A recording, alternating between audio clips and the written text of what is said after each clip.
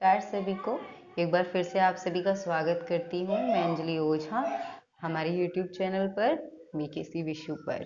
तो जैसे कि आपको पता है, लास्ट टाइम मैंने आपको फैमिली एंड फ्रेंड्स करवाया है। उसकी पहले थ्योरी का एक सेक्शन लिया था, फिर उसके बाद दूसरे पार्ट में मैंने उसके क्वेश्चंस कराए, फिर थर्ड पार्ट में मैंने उसके बचे हुए क्वेश्चंस कराए। तो फाइनली हमारा एक टॉपिक क्लियर हो चुका है और ख़त्म हो चुका है। होप उसके मार्क्स तो आपके कहीं जाए ही ना।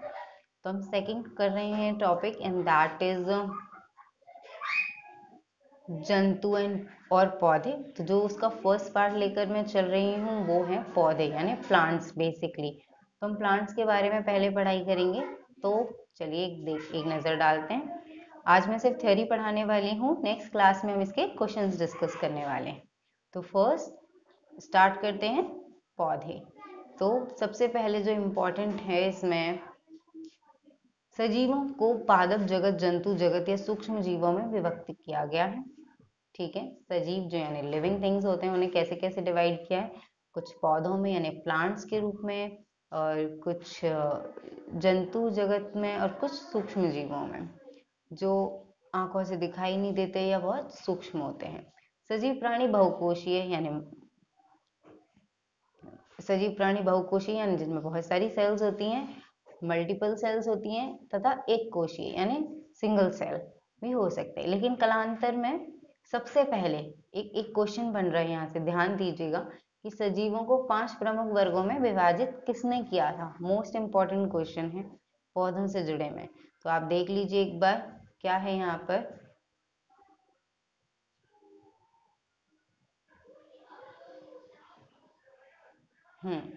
सबसे इम्पोर्टेंट है यहाँ पर विटकर। यहाँ गलत लिखा हुआ था नोट्स में, तो मैंने सही किया, यह है विटकर। तो रॉबर्ट विटकर जी हैं जिन्होंने 5 प्रमुख ग्रुप्स में डिवाइड किया है हमारे इस पूरे जगत को, सजीवों के जगत को। ठीक है, तो स्टार्ट करते हैं पादप जगत को यानी। तो स्टार्ट करते हैं नेक्स्ट। कौन से 5 हैं ये बहुत इंपॉर्टेंट है। क्वेश्चन कैसे आता है सुनिए एक बार।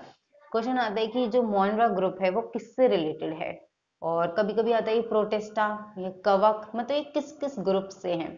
तो एक बार देख लेते हैं किस किस ग्रुप से हैं।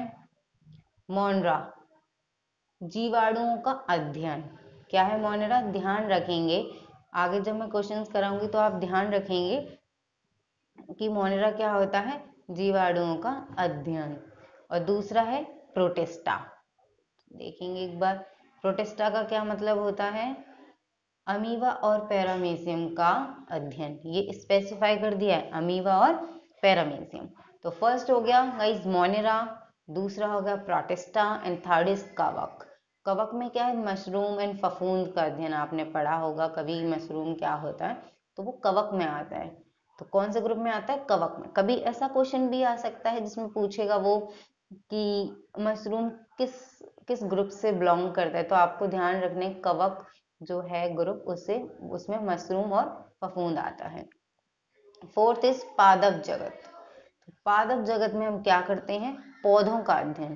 तो पादप जगत में हम क्या करते हैं, बेसिकली प्लांट्स के बारे में पढ़ते हैं। और जंतु जगत में हम क्या करते हैं, जंतुओं का अध्ययन करते हैं। ठीक है, तो आगे बढ़ते हैं। आपको ये चीज क्लियर हो गई होगी, जब मैं इसके क्वेश्चंस कराऊंगी तब आपको बची हुई चीजें भी क्लियर हो जाएंगी कि मोनरा क्या होता है, प्रोटिस्टा क्या होता है, कवक, पादप जगत, जंतु जगत। फिलहाल हम क्या करने वाले हैं, पादप जगत। पौधों पर आज हमारा फोकस रहने वाला है। तो एक बार देखते हैं, स्टार्ट करते हैं।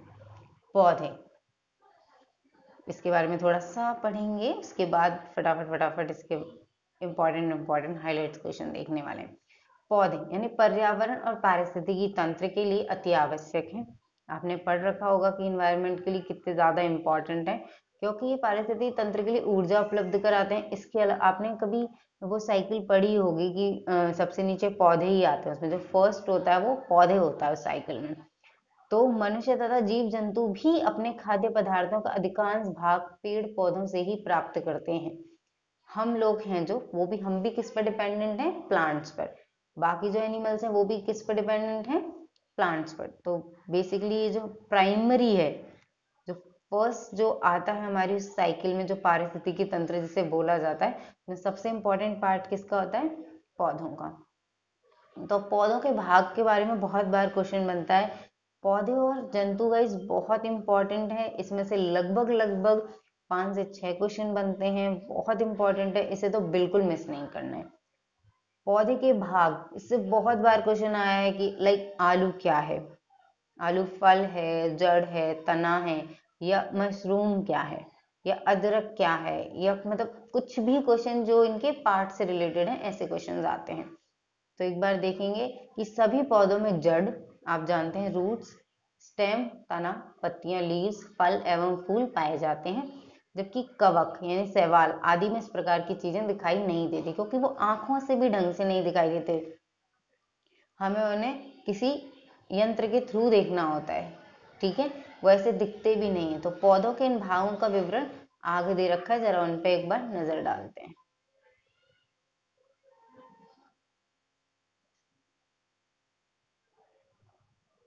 गुड। फर्स्ट इज जड़। जड़ के तो इतने क्वेश्चन आ रखे हैं, बहुत सारे क्वेश्चन आ रखे हैं, तो एक बार देखते हैं। ये पौधे का वह भाग है जो प्राय भूमि के अंदर रहता है। आप लोगों को जड़ के बारे में पता होगा, इजी है ये। और ये 2 टाइप की होती हैं दोस्तों, ध्यान रखेंगे। जब भी क्वेश्चन आता है एक मूसला जड़ और ये झकड़ा जड़, जैसे एक को बोलते हैं टैप रूट और एक को बोलते हैं एक को टेप रूट बोलते हैं और एक को बोलते हैं फाइब्रस रूट। तो लोग कंफ्यूज हो जाते हैं हमेशा कि हमने किसके एग्जाम्पल्स पढ़े थे, क्योंकि हम रट लेते हैं, हमें रटना नहीं, हमें समझना है।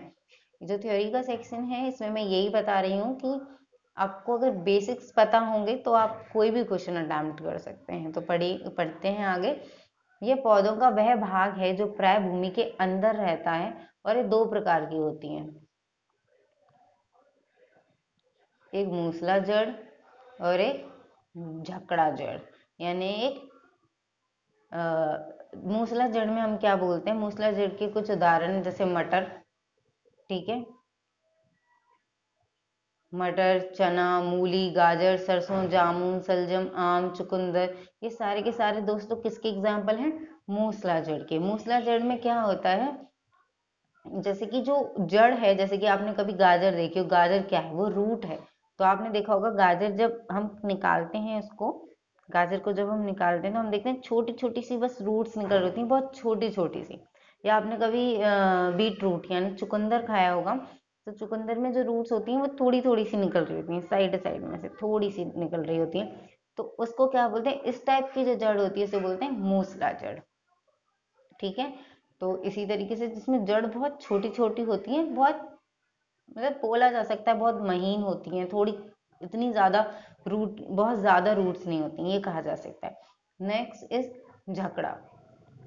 झकड़ा जड़ में क्या होता है कि इसमें ना आपने कभी घास देखी हो, कभी घास को उखाड़ कर देखेंगे तो आप देखेंगे उसमें ऊपर इतनी घास नहीं है, जिससे ज्यादा उसमें जड़ है, फाइब्रस बहुत ज्यादा, इसे फाइब्रस भी बोलते हैं।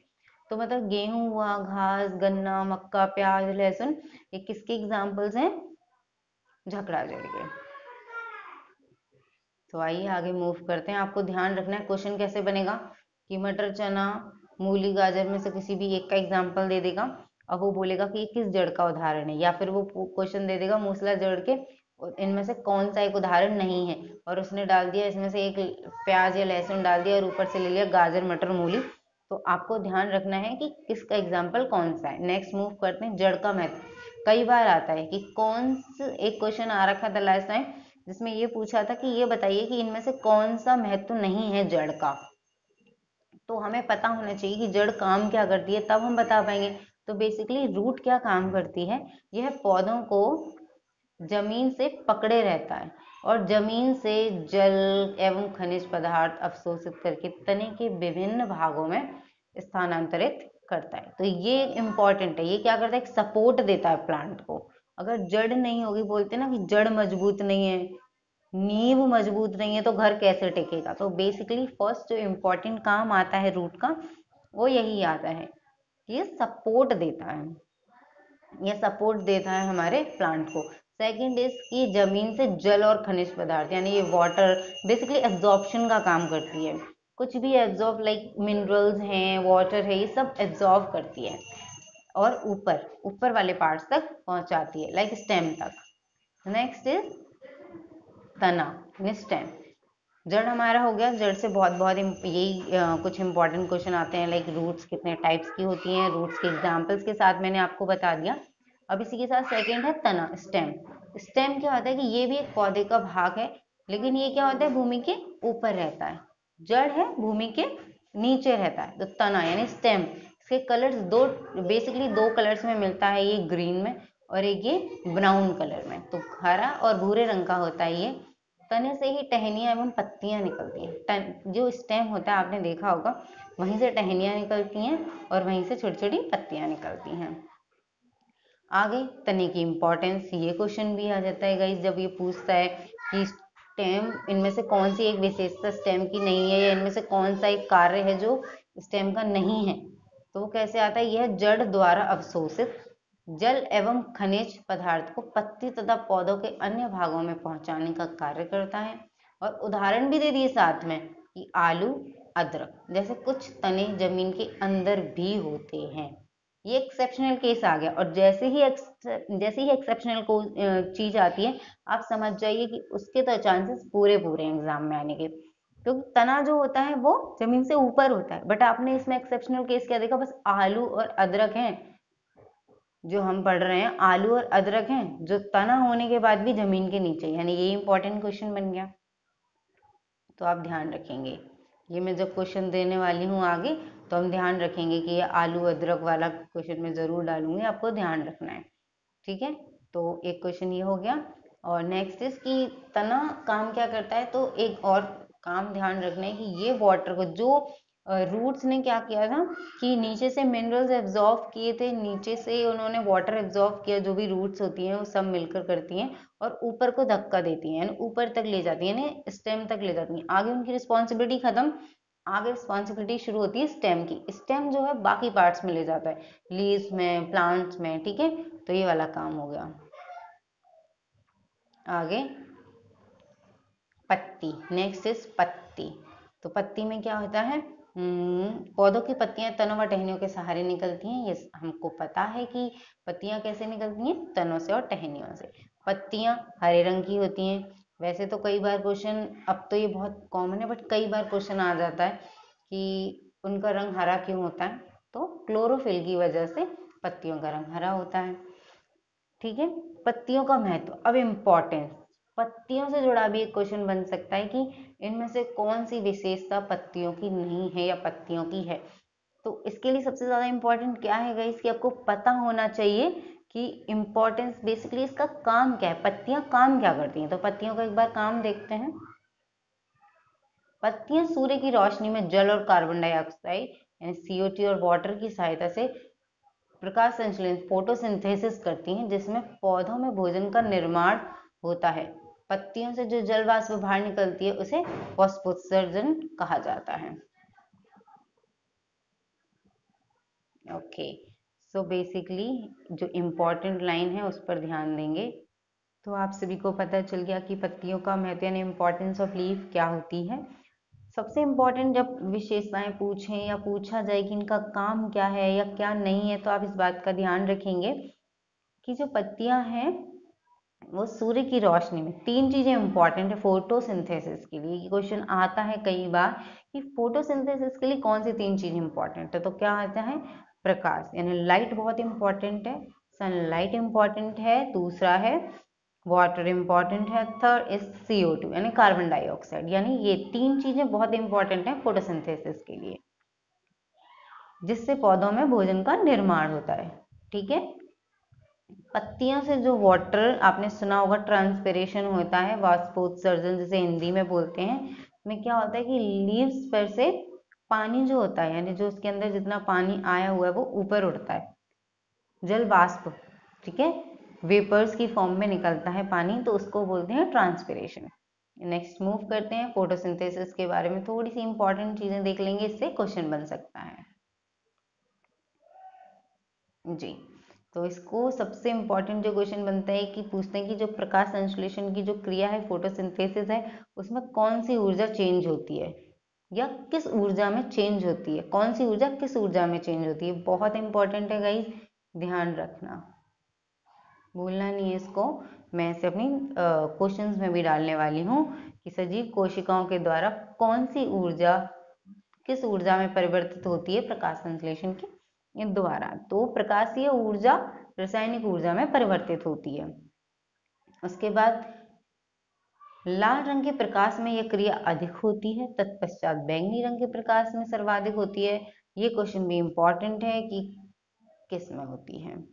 लेट्स सी, कुछ हाईलाइट करते हैं, जैसे कि लाल रंग के प्रकाश में यह क्रिया अधिक होती है, तत्पश्चात बैंगनी। यानी सबसे ज्यादा इंपॉर्टेंट क्या बन सकता है इसमें क्वेश्चन कि किस कलर के प्रकाश में यानी किस कलर की लाइट में सबसे ज्यादा अच्छी ये क्रिया हो सकती है। तो कौन सी है दोस्तों? लाल रंग।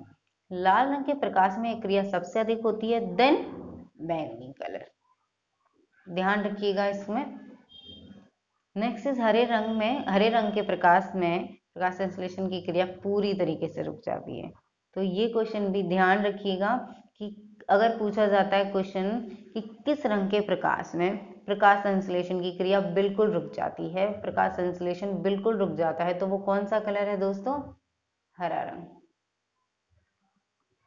हरा रंग। ध्यान रखिए कि हरे रंग के प्रकाश में प्रकाश संश्लेषण की क्रिया पूरी तरह से रुक जाती है। आगे मूव करते हैं। अब यहाँ पर एक क्वेश्चन आ गया कि नागफनी यानी कैक्टस में प्रकाश संश्लेषण की क्रिया जो प्रक्रिया है उसके हरे रंग वाले तने में होती है, क्योंकि उसकी पत्तियां कांटेदार होती हैं। यहाँ से मैंने बोला जब जब एक्सेप्शनल कुछ भी आएगा वो पेपर में फंसने के बहुत अच्छे चांसेस होते हैं। तो एक बार देख जाएंगे, नागफनी में कहाँ से होती है प्रकाश संश्लेषण की क्रिया? पत्तियों में नहीं होती। होती कहाँ है? तने में होती है। ठीक है, तो कैक्टस में कहाँ होती है? ये क्वेश्चन में जरूर डालने वाली हूँ, आप ध्यान रखिएगा। हरे रंग वाले तने में होती है, क्योंकि इसकी पत्तियां क्या होती हैं? कांटेदार। ये भी पूछा जा सकता है कि नागफनी का जो पौधा है उसके अंदर प्रकाश संश्लेषण की क्रिया पत्तियों द्वारा क्यों नहीं होती। तो आपको क्या पता होना चाहिए कि पत्तियां कांटेदार होती हैं और तना जो उसका हरे रंग का होता है वो सुटेबल है प्रॉपर प्रकाश संश्लेषण की क्रिया के लिए। एक और,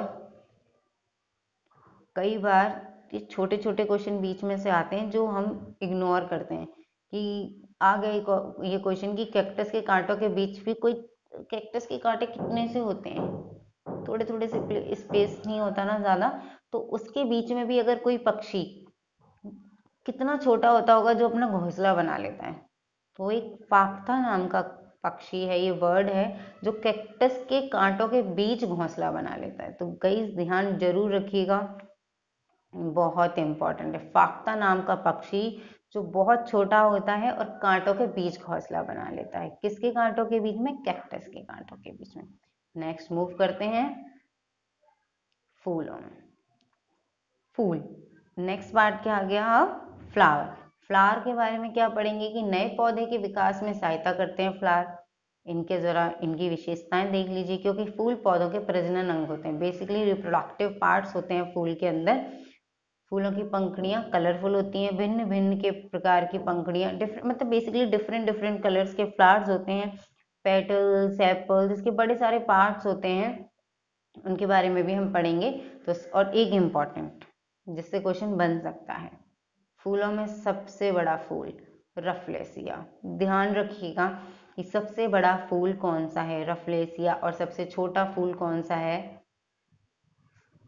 वुल्फिया। ठीक है, और एक क्वेश्चन और भी आ सकता है, फूलों की घाटी चमोली कहाँ उपस्थित है? यानी उत्तराखंड में। ठीक है, तो ये दो क्वेश्चन आपके यहाँ से बन सकते हैं। अब यहाँ पे इम्पोर्टेंस ऑफ फ्लावर। तो क्या है importance of flower? Flower basically मैंने बताया था कि क्या होते हैं, इनमें रिप्रोडक्टिव पार्ट्स होते हैं, तो बेसिकली ये रिप्रोडक्शन के काम आती हैं। तो देखते हैं इसमें और क्या क्या होता है। इसमें अगर मैं कुछ इम्पोर्टेंट बताऊं तो ये है कि ये जो परागण की प्रक्रिया होती है, जो आपने सुना हो पोलन ग्रेन्स होते हैं, तो जब वो एक जगह से मेल से फीमेल वाले फ्लावर पे कैसे जाते हैं, तो वो वाली जो प्रक्रिया होती है उसे पॉलिनेशन बोलते हैं, परागण। तो ये कैसे कैसे होता है, किस किस के द्वारा होता है, ये क्वेश्चन बहुत बार आता है। तो हम ध्यान देंगे जैसे कि वायु द्वारा, कीटों द्वारा, जल द्वारा, पक्षियों द्वारा, चमगादड़ व घोंघा इत्यादि के द्वारा।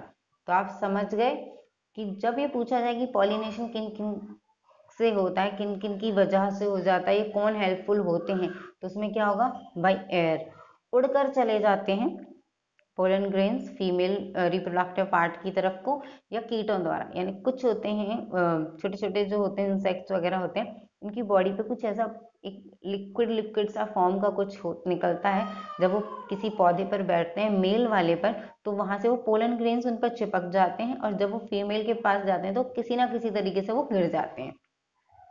इसके चांसेस भी बहुत कम होते हैं, बट हो जाता है ऐसा। और जल द्वारा कभी बहकर आ जाए, मेल फ्लावर से टच होके पानी आया और फिर फीमेल फ्लावर के पास चला जाए, तो बेसिकली कुछ ये हैं जिन ये वायु द्वारा, कीटों द्वारा, जल द्वारा, इस तरीके से कुछ जीव जंतु ऐसे हैं जिनकी वजह से पॉलिनेशन होता है।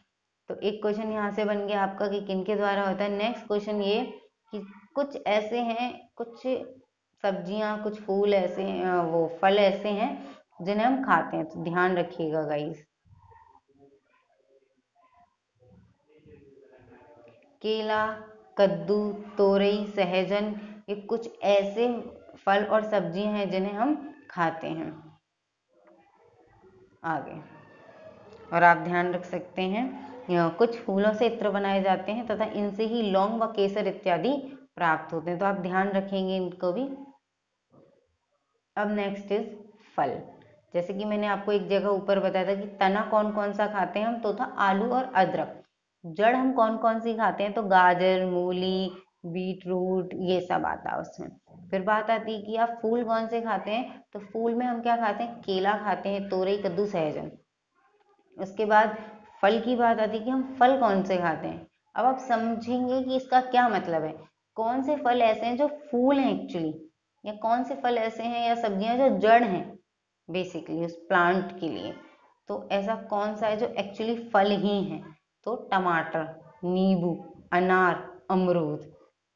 ध्यान रखिएगा गाइस कि अगर ये एग्जाम्पल आते हैं तो बोला जाता है कि इनमें से फल का एग्जाम्पल कौन सा है। नींबू और टमाटर में आ सकता है, सेब, अमरूद और अनार में तो नहीं आ सकता, तो आप ध्यान रखेंगे।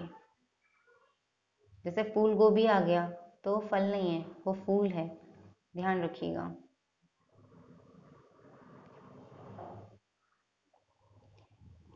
फूलों में नेक्स्ट इज बीज यानी सीड्स। तो सीड्स के लिए देखेंगे फूलों में पाए जाने वाले बीजांड बीज बनाते हैं।